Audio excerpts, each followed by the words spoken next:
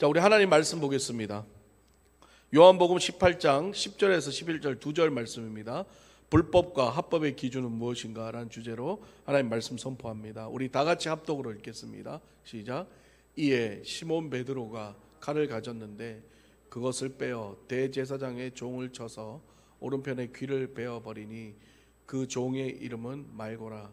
예수께서 베드로더러 이르시되 칼을 칼집에 꽂으라. 아버지께서 주신 잔을 내가 마시지 아니하겠느냐 하시니라. 아멘. 할렐루야. 오늘은 통독 순서에 맞춰서 요한복음 맞지요? 요한복음 18장 말씀을 가지고 함께 은혜를 나누겠습니다. 지난 시간에 이제 요한복음의 개요에 대해서, 요한복음이 어떤 책인지에 대해서 제가 여러분들에게 설명을 드렸습니다. 요한복음의 핵심 주제는 바로 예수 그리스도가 인간의 모습으로 오셨지만 그는 본래 하나님의 아들 메시아이며 신이시며 삼위일체분의 한 분이시라는 사실을 강조하는 책이 요한복음이다라고 말씀드렸습니다. 그런데 예수님이 이 땅에 오셔서 인간들에게 보여주셨던 모습은 그런 어떤 다윗 왕과 같은 위대한 모습도 아니었고 모세와 같은 그런 리더, 지도자의 모습도 아니었다는 거죠. 예수님의 모습은 지극히 평범하고 그냥 우리와 다를 바 없는 연약한 사람의 모습으로 보였습니다. 그러나 그러한 평범한 모습 속에서도 예수님은 가끔 결정적인 기적과 이적을 통해서 사람들에게 자신이 메시아이심을 보여주셨다는 거죠. 그러니까 자신이 하나님의 아들이며 온 백성을 구원할 메시아이심을 그렇게 평범한 모습이지만 예수님은 늘 말씀으로 선포하셨고 기적과 이적으로 보여주셨다는 사실을 우리는 공관복음 또한 요한복음을 통하여 다 볼 수 있었습니다. 2004년도에 좀 오래된 영화죠. 20년 된 영화인데요. 홍콩 영화인데요. 주성치라는 사람이 주연해 쿵푸어슬이라는 영화가 있습니다. 이렇게 뜬금없이 그 영화 얘기를 하느냐 좀 의아해 하시겠지만 거기서 좀 특이한 장면이 하나 나와요. 이 주성치가 이 어느 시골 마을에 그 악당들을 피해서 도망을 가 있는데 그 시골 마을에 갔더니 무슨 그냥 빨래하는 아줌마, 그냥 허름한 런닝 입고 돌아다니는 아저씨, 이런 뭐 할아버지 이런 사람들만 있는 진짜 연약한 동네 같더라고요. 거기에 숨어 있는데 악당들이 찾아와요. 그래서 주성치를 내놓으라고, 어디 있냐고 막 사람들을 괴롭히기 시작합니다. 그런데 그 할아버지, 아주머니, 할머니가요 그냥 처음엔 가만히 보고 있어요. 그러다가 자꾸 이 악당들이 공격하는 수위가 높아지니까 갑자기 이 할머니가요 왁 하고 소리를 지르는데 그 소리가요 일반 사람의 소리가 아닌 거예요. 악당들 귀가 다 멀어버리고 막 휘 다 날아가 버리는 거예요. 웬걸 이 동네 아주머니인 줄 알았더니만 가지고 있는 이 내공 파워가 엄청난 거예요. 첫 번째 그렇게 해서 악당들이 박살이 나고 다시 두 번째 왔는데 이번에는 동네 아저씨가 막 길거리에서 담배 피고 돌아다니는데 런닝만 입고, 근데 이제 악당들이 쉽게 본 거죠. 이제 그 아저씨를 또 괴롭히기 시작해 때린 거예요. 그랬더니 이 아저씨가 갑자기 무술의 대가가 돼가지고 그 악당들을 또 박살을 내고 다 쫓아내버린 거예요. 이게 웬일인가 이게. 알고 봤더니 그 아주머니, 아저씨, 할아버지는 원래 무림고수의 대가였는데 은둔 생활을 하고 있었던 거죠. 그냥 이렇게 조용한 시골에 묻혀서 그렇게 조용히 살고 있는데 아이 깡패들이 건드리는 바람에 그냥 뚜껑이 열려가지고 아주 그냥 작살을 내버린 거예요. 예. 그리고 놀란 거죠. 그 나중에 이 깡패들이 알아봤더니 아, 이 사람들은 보통 사람들이 아니다. 아주 무림의 고수 대가들인데 그냥 평범한 시골 사람들처럼 지내고 있으니까 사람들이 몰라가지고 그렇게 된 거죠. 결국 뭐예요? 아무리 조용히 살아가고자 하는 무림의 고수도 자기를 공격하니까 못 참잖아요. 참다 에이 이것들 그냥 다 작살을 내버려. 그러고 어떻게 해요? 다 그냥 작살을 내버렸잖아요. 자기 힘을 가지고 파워를 가지고 숨겨둔 게 아니라. 자, 오늘 본문은요 이 예수님께서 잡혀가시던 날 밤 베드로가 예수님을 잡으러 온 대제사장들과 그의 종 중 한 명인 말고라는 사람의 귀를요 칼로 잘라버리는 사건입니다. 그때 예수님이 뭐라고 얘기해요? 베드로야 칼을 다시 집으로 넣으라고 말씀하시고 오늘 요한복음에는 언급되지 않았지만 그 잘린 귀를 예수님은 다시 붙여주는 사건입니다. 베드로의 이 행위는 어쩌면 보면요 정당한 행위처럼 보일 수 있습니다. 왜일까요? 자신이 사랑하는 예수님을 아무 이유 없이 잡아가려고 하니까 제자의 입장에서는 예수님을 보호해야 되지 않을까요? 그렇죠? 우리 아무 죄 없는 우리 주님을 스승을 잡아가니까 베드로 입장에서는 화가 나는 거죠. 그리고 예수님을 보호하기 위하여 먼저 공격을 했다는 거죠. 이 말씀을 보면서 조금 궁금했던 게 뭐냐면, 아니 고기를 잡는 어부가 뭐 그렇게 검도를 잘하나? 여러분, 이 사람 귀 자르는 거요, 이거 쉽지 않아요. 여러분 생각해 보세요.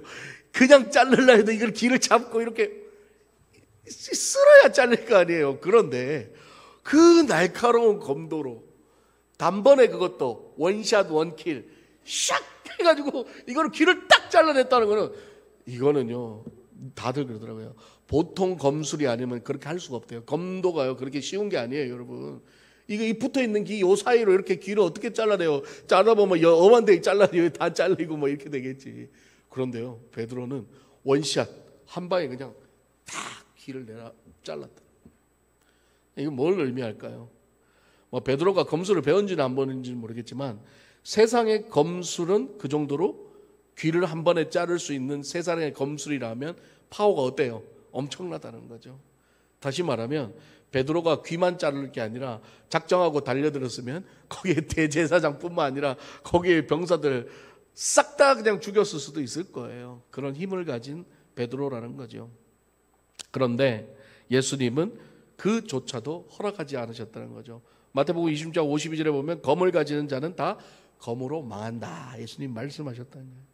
자, 여기서 우리는 중요한 사실을 알게 됩니다. 예수님께서는 베드로의 행위를 합법적 자기 방어가 아니라 살인을 위한 불법으로 지금 간주하셨다는 거예요. 우리는 이 상황에서 두 가지 관점을 좀 생각해 봐야 됩니다. 베드로의 관점과 예수님의 관점이라는 거죠. 여러분, 같은 사건이라도 행동하는 사람이 어떠한 의도와 생각으로 행동을 하느냐에 따라서 그 사건의 의미는 달라지는 거예요. 여러분, 살인사건도 똑같습니다. 내가 이 사람을 죽이고자 하는 마음을 가지고, 계획을 가지고 이 사람을 죽이면요, 살인이에요. 그런데 이 사람이 나를 죽일 것 같은 협박과 위협 속에서 내가 살기 위해서 이 사람을 칼로 찔러 죽이는 건 뭐예요? 정당방위라는 거죠. 그러니까 똑같은 살인임에도 불구하고 내 의도가 어떠냐에 따라서 살인이 될 수도 있고 정당방위가 될 수 있다는 거죠. 예를 들면 부모가 사랑의 마음으로 아이들에게 매를 대면 그건 뭐예요? 훈육이고 사랑의 회초리가 됩니다. 그러나 부모가 사랑의 마음이 아닌 분노의 마음으로 아이가 미워서 때리게 되면 그건 어뷰즈가 되는 거예요. 아동 폭행이 된다는 거죠. 따라서 이러한 의도와, 어떠한 의도와 생각을 가지고 행동하는가는 매우 중요합니다. 같은 행동, 같은 사건에도 의도와 생각에 따라서 불법이 될 수 있고 정당화가 될 수 있기 때문이죠. 자, 예수님이 갑자기 잡혀가시는 것은 베드로의 관점에서 봤을 땐 뭐예요? 불법이지요. 네. 다시 말해, 육신의 생각, 베드로의 육신의 생각으로는 예수님이 잡혀가시는 것이 당연히 불법입니다. 그리고 베드로는 그 불법에 대해 정당방위를 한 거죠. 말고의 귀를 단번에 잘라내면서 내 스승인 예수님을 쉽게 잡아가게 두지 않겠다는 선전포고였죠. 어쩌면 이러한 방식이 우리가 살아가는 세상과 인간의 방식이라는 거예요. 세상에서 싸움할 때 제일 먼저 해야 될 게 뭡니까? 선빵입니다. 우리 어렸을 때 싸움 잘하려면 어떻게 해요? 상대방이 어디를 때려라? 코부터 때려라. 코피를 일단 내면 일단은 이기는 거다. 그래서 애들하고 싸울 때만 코만 때리, 코만. 그래서 알잖아요. 애들은 코 피 나면 에이 하고 끝나, 게임 끝. 딴 데 때리면 안 돼. 피 안 나면 끝까지 싸우니까. 그러니까 선빵이 중요하다는 거죠. 그렇습니다. 먼저 선빵을 날려서 싸움의 길을 먼저 잡아야 돼요. 그래서 세상에서 이기는 거죠. 그래서 세상에는 강한 자들이 약한 자들을 뭘로 눌러요? 힘으로 누른다는 거죠. 그리고 자신들이 힘이 세다는 것을 강조합니다. 베드로의 행동은 어쩌면 이런 관점으로 보았을 때 당연한 행동이죠. 네.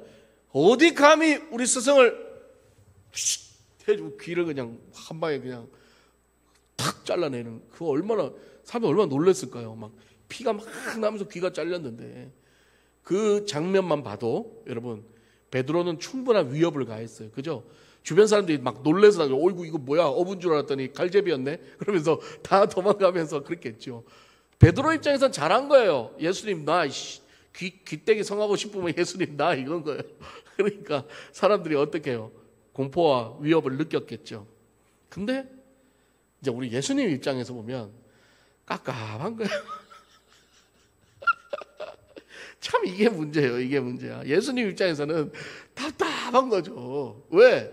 예수님은 내가 잡혀가야 되는 게 정상이고 지금 예수님은 하나님의 뜻대로 지금 잘 되고 있는데 베드로가 중간에서 지금 딴지를 걸고 있는 거잖아요. 그것도 귀때기 잘라가면서 그냥도 아니고 귀때기까지 잘라가면서 그러니 예수님이 얼마나 답답하겠어요. 뭐 차라리 예수님 안 됩니다. 예수님 뭐 이렇게 말리는 것만 해도 속이 답답할 텐데 이게 아니라 막 귀때기 뒤 잘라라 그러니까 예수님이 속이 얼마나 터지겠어요. 예수님이. 그러니까 하나님 보시기에는 베드로가 불법이고 지금 예수님이 가는 게 정당화라는 거예요. 그러니까 지금 베드로 뭘 저지르고 있는 거예요? 불법을 저지르고 있는 거죠. 베드로가 불법인 이유가 뭘까요? 바로 자신이 저지른 행위의 근본이 자기 생각에 따라 행동했다는 거예요. 자기네 육신의 생각을 따라. 내 스승이 잡혀가는 건 안 된다라는 하나님의 생각이 아닌 자신의 생각 때문에 그런 행동을 했다는 거예요. 성경은 이것을 죄악이다라고 말합니다. 내 생각대로, 내가 마음대로, 내가 생각했던 대로 그대로 행동하는 것, 이게 바로 죄악이라는 거예요. 하나님은 이러한 행동을 싫어하시는 겁니다. 즉 말씀에 순종하지 않는 것이 죄라고 말하는 겁니다. 그래서 로마서 8장 6절에서 7절을 보면 이렇게 말합니다. 함께 읽겠습니다. 시작. 육신의 생각은 사망이요 영의 생각은 생명과 평안이라. 육신의 생각은 하나님과 원수가 되나니 이는 하나님의 법에 굴복하지 아니할 뿐만 아니라 할 수도 없음이라. 아멘. 이게 불법이라는 거예요. 하나님의 법에 굴복하지 않고 내 생각대로 내 마음대로 행동하는 것, 이게 바로 불법이라는 거죠. 우리 인간은 늘 우리 마음 안에 우리 마음대로 내 생각대로 살고 싶어하는 죄악의 본성이 가득합니다. 이건 창세기부터 지금까지 이어져 오고 있는 것이죠. 하나님께서 선악과를 만드신 이유가 뭐예요? 선악과 못 먹게 하려고요? 아니지요. 하나님 말씀에 순종하는 방법을 훈련시키기 위해서 만든 거죠. 그저 과일 하나 먹는 것이 뭔 큰 죄일까요? 그게 문제가 아니죠. 선악과 사건의 핵심은 인간이 뱀의 유혹에 넘어가서 하나님과 같이 되어보고자 하는 그 생각을 가진 것, 그 마음을 가진 것이 바로 죄악의 시작이었다는 것입니다.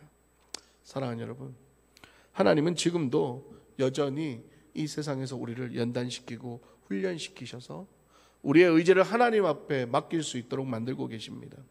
그리고 우리 안에 있는 죄악의 속성을 다 빼내시고 파괴시키고 우리를 예수 그리스도로 가득 채워나가고 계시는 줄 믿습니다. 예. 제가 아내하고 가끔 다투는 이유 중에 하나가 뭐냐면 서로 물어보지 않고 행동할 때예요. 서로 물어보지 않고. 그러니까 오해가 생기고 다투게 되는 거죠. 결국 그 일로 인해 문제가 생기고 싸우고 서로 왜 지 마음대로 했냐고 말합니다. 한번 아내하고 식사를 하러 가는 도중에 아내한테 뭘 물어보면 다 대답을 잘 못해요. 맨날 뭐 먹고 싶어 그러면은 우리는 그렇잖아요. 오늘은 뭐 스시가 먹고 싶어. 오늘은 스테이크가 먹고 싶어. 오늘은 뭐가 먹고 싶어. 정확하게 말해주면 되는데 뭐 고기 중에서도 뭐 이렇게 막 두리뭉실 막 답답해요. 그냥 뭐를 얘기도 잘 안 해요. 어떨 때 잘 모르겠는데 뭐가 먹고 싶긴 한데 뭘 잘 모르겠고 저는 속이 터지는 거예요. 그래가지고 어떻게 했을까요? 제가 그냥 알았어 그러고 제가 데리고 갔죠. 그러고 와서 식당에 가서 부대찌개를 시켰습니다. 저는 부대찌개를 너무 좋아해서 부대찌개에 라면 사리 넣고 막 신나게 먹었죠. 근데 아내가요, 부대찌개 라면도 안 먹고 고기도 안 먹고 국물에다 밥만 말아가지고 조금씩 깨작깨작거리고 있는 거예요. 그래서 내가 아니 왜 밥을 사주면 잘 먹어야지 그 깨작거리고 있냐고 버럭 화를 냈더니 아내가 하는 말이 자기는 부대찌개를 별로 안 좋아한다고. 자기는 라면도 안 좋아하고 햄도 안 좋아하고 부대찌개에 자기가 좋아하는 게 하나도 없어. 그러니까 국물에다가 밥만 비벼 먹는 거예요. 그래서 내가 그랬죠. 그럼 진작 말을 하지. 부대찌개 시켰니까 말을 하지 했더니 뭐 먹고 싶다고 시키는데 뭐라고 말을 하냐고 막 서운해가지고. 그렇습니다. 그냥 차라리 제가 물어볼 걸 아내한테. 부대찌개 괜찮아? 물어봤을 때 아내가 난 좀 별론데 그럼 딴 걸 시켰으면 되는데 물어보지도 않고 애따 모르겠다 그냥 시켜놓고 그냥 먹어라 했더니만 그냥 쫄쫄 국물에다가 밥만 비벼 먹는 거죠. 사랑하는 여러분, 자기 마음대로 배려 없이 행동하는 그것이요, 아무리 남을 도와주는 일, 선한 일이라 할지라도 그건 돕는 것이 아니라 오히려 방해가 될 수도 있다는 걸 기억하셔야 됩니다. 할렐루야. 예. 아무리 내가 선한 의도를 가지고 나는 저 사람을 돕고 싶어, 나는 저 사람을 사랑해서 돕고 싶어 하는데도 그 돕는 방법이 상대방에게 물어보고 배려가 아닌 내 방식대로 내 마음대로 하는 거는 돕는 게 아니라 때로는 폭행이 될 수 있다는 걸 기억하셔야 돼요. 오늘 말씀이 그거예요. 여러분 잘 아시는 이솝 우화의 두루미와 여우 사건이 있죠. 여우가 두루미를 집에 초대하고는 집에 음식을 어디다 놔두죠? 접시에다가 놔둡니다. 그러니까 여우는 맛있게 음식을 먹는데 두루미는 이거를 뭐 어떻게 찝으면 주댕이가 뾰족해가지고 이걸 어떻게 먹어야 될지도 모르겠고 막 배만 쫄쫄 굶고 갑니다. 그러고 나서 두루미가 이제 여우에게 복수를 하죠. 자, 여우를 불러가지고 집에서 음식을 대접합니다. 두루미는 긴 주둥이가 긴 호리병 안에다가 음식을 넣어서 주는데 두루미는 긴 주둥이를 넣어가지고 호리병 안에 음식을 쏙쏙 빼서 잘 먹는데 이러면 여우는 먹지도 못하고 쩔쩔 굶고 또 고통을 겪습니다. 그렇습니다. 서로 간에 배려가 없으니까 결국은 서로 간에 공격하고 상처만 주게 되고 깨지고. 여러분, 사람 관계뿐만 아니라 하나님의 관계, 우리와 하나님과 우리의 관계도 마찬가지입니다. 주님을 위해, 하나님을 위해 하는 열심히 내 생각대로 하나님한테 물어보지 않고 하나님 말씀도 보지 않고 내 의지대로만 한다면 그것은 결국 주님을 위해, 하나님을 위해 하는 것이 아니라 나를 위한 것이며 내 종교적 열심이며 오히려 주님께 방해가 된다는 사실을 우리는 깨달아야 할 줄 믿습니다. 우리가 신앙생활하면서 내 뜻대로 되지 않을 때가 참 많습니다. 그리고 내 생각과 맞지 않는 일도 많이 생깁니다. 그러나 우리가 먼저 생각해야 될 것은 내 생각대로 행동하기 전에 먼저 하나님께 물어보고 있는가를 생각해 보아야 한다는 겁니다. 하나님께 물어보는 것이 무엇입니까? 그것은 바로 하나님의 말씀을 통해, 기도를 통해 하나님의 뜻을 찾는 것이지요. 그것이 바로 하나님이 우리에게 원하는 것이라는 겁니다. 이스라엘 백성이 광야 생활을 할 동안은요, 하나님께서 그들을 먹이시고 재우시고 입히시고 구름기둥과 불기둥으로 인도하셨습니다. 하나님께서 이스라엘 백성들에게 원하셨던 것이 무엇이었나요? 바로 하나님의 말씀에 순종하고 하나님이 세우신 리더 모세를 따라 순종하기를 원하셨다는 거죠. 그러나 이스라엘 백성은 결국 하나님의 뜻을 따라 살지 않고 늘 불순종하고 우상 숭배했던 죄악을 저질렀다는 것입니다. 우리가 인생을 살아가면서 하나님의 뜻을 알아간다는 것은 참으로 중요한 일입니다. 예수님은 자신이 체포당하는 것이 하나님의 뜻임을 선포하셨습니다. 마태복음 26장 54절 말씀입니다. 함께 읽겠습니다. 시작. 내가 만일 그렇게 하면 이런 일이 있으리라 한 성경이 어떻게 이루어지겠느냐 하시더라. 하나님 뜻대로 사는 것 결코 쉬운 일이 아니지요. 그것은 내 생각을 포기하고 내 자아를 꺾어서 하나님의 말씀에 맞추는 것입니다. 특히 나의 자존심을 꺾는 것은요, 때로는 죽기보다도 더 힘들 수가 있습니다. 그래서 우리의 힘과 능력으로만은 되는 것이 아니에요.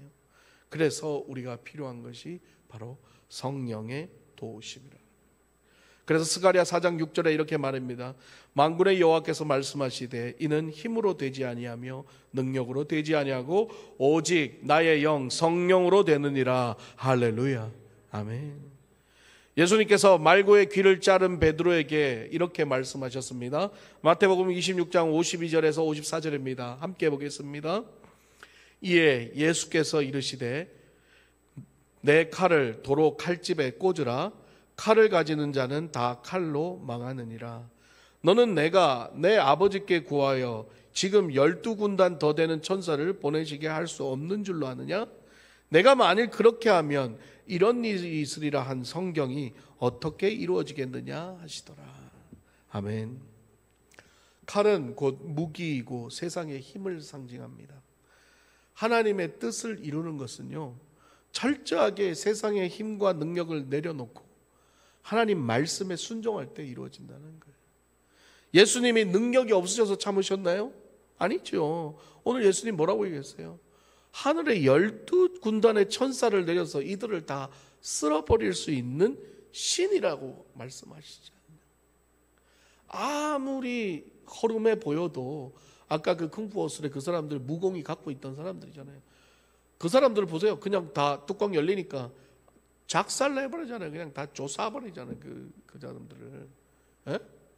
그런데 우리 예수님 뭐라고 그러세요? 참으시잖아요. 내가 12천사 군단을 내려서 이것들 다 조사버릴 수 있지만 내가 참는다는 거예요. 왜? 하나님의 뜻을 이루어야 되기 때문에. 할렐루야. 이게 참 중요합니다. 하나님의 언약의 말씀을 이루기 위해서 자신의 신적 능력마저도 내려놓으셨다는 사실이죠. 할렐루야. 사랑하는 여러분, 말씀 마무리하겠습니다. 세상의 법은 늘 한결같죠. 뭐예요? 권성징악이죠. 인간이 만들어 놓은 법의 테두리 안에서 착한 일 칭찬받고 나쁜 일은 벌받는 거예요. 인간 세상에서 불법과 합법의 기준은 인간이 만든 법을 지키느냐 안 지키느냐입니다. 그러나 하나님의 법은 다르다는 거예요. 인간이 만든 법을 지키느냐 안 지키느냐가 아니라는 거죠. 하나님의 법은 하나님의 법을 지키느냐 안 지키느냐입니다. 다시 말해 하나님의 말씀과 뜻에 내 생각을 내려놓고 순종할 수 있는가 없는가에 대한 문제입니다. 그렇다고 우리가 살아가는 세상의 법을 지키지 말라는 법이 아닙니다. 당연히 지켜야죠. 그러나 우리의 생각과 마음은 항상 하나님의 법이 우선되어야 된다는 말입니다. 하나님의 법에 순종하고 따르게 되면은요, 세상의 법은 당연히 따르게 된다는 거예요. 하나님의 법이 세상의 법을 어그르는 법이 아니기 때문입니다. 하나님을 이용해서 세상의 법을 무시하고 도덕과 윤리를 파괴하는 행동을 하는 사람들은 하나님의 뜻과 상관없는 자신들의 생각으로 자신들이 하나님이 되어서 아무리 거리낌없이 죄악을 저지른다는 것을 기억하셔야 됩니다. 오늘 주보에 있는 칼럼에 있는 내용입니다. 선한천주교회 송병주 목사님 칼럼에 이런 얘기를 했습니다. 주님은 우리에게 강한 종교가 아니라 모든 것을 주고 가는 것을 사랑한 서시와 같은 미련한 복음을 원하시고 계시다. 주님은 강한 십자군을 원하시는 것이 아니라 미련한 십자가의 도를 원하셨구나 탄식하듯 고백하게 됩니다. 죽여서 이루지 말고 죽어서 이루어야겠다. 신을 위해 생명 드린다는 사람들을 보면 참 무섭습니다. 하지만 양들을 위해 생명을 드리겠다는 사람들은 따뜻하더라고요. 그래서 고백합니다. 그저 따뜻하고 싶습니다.